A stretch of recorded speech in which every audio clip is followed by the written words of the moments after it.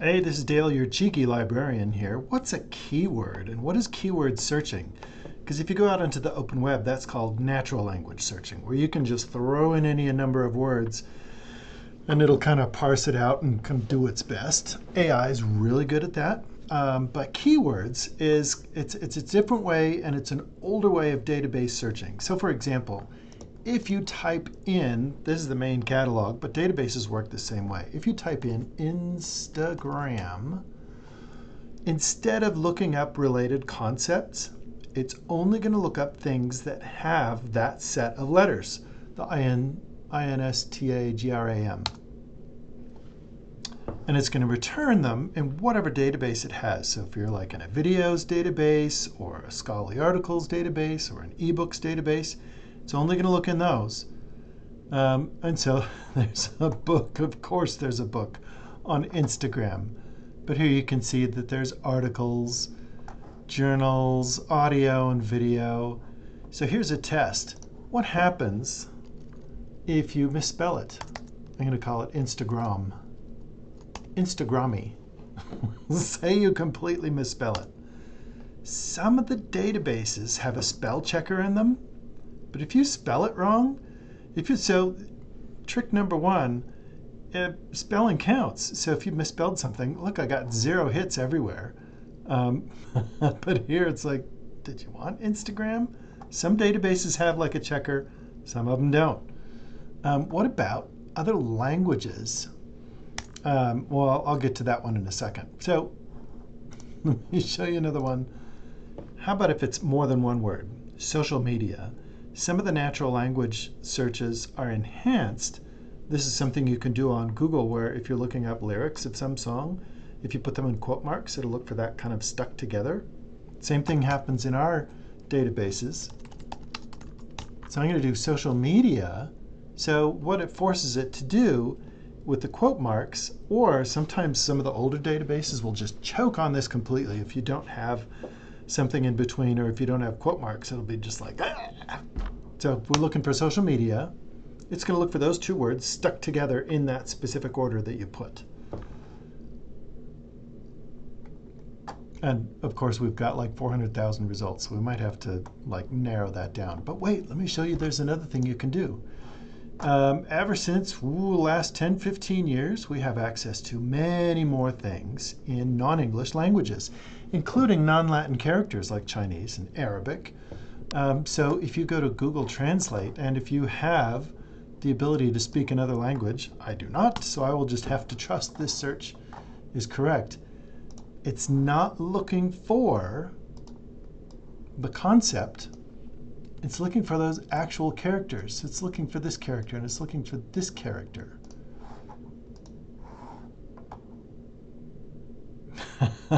Come on, articles.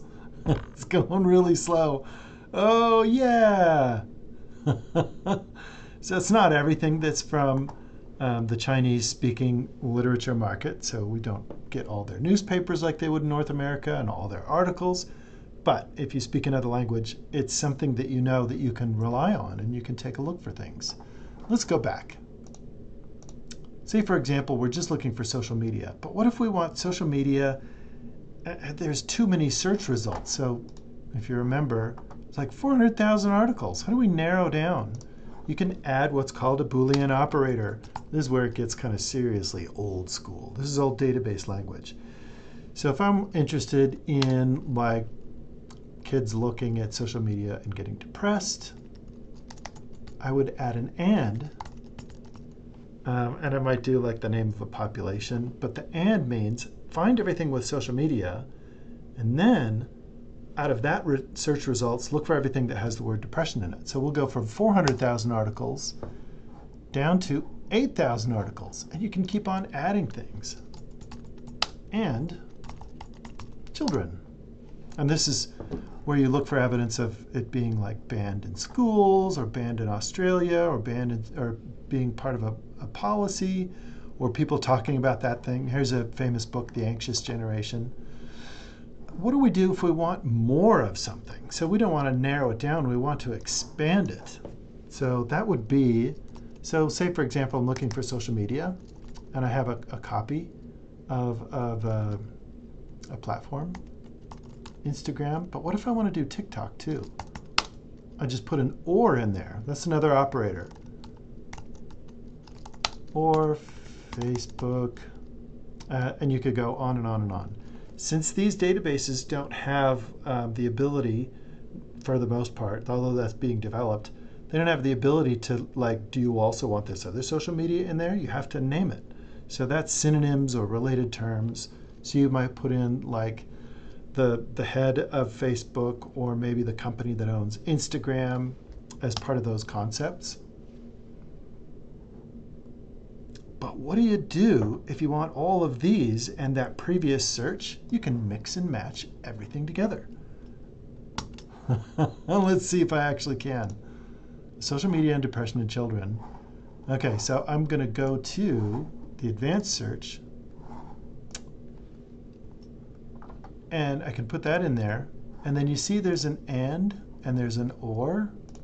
So let's leave it at and let's do children and depression. And let's add another line. And let me show you the last operator that we don't use very often. That's not.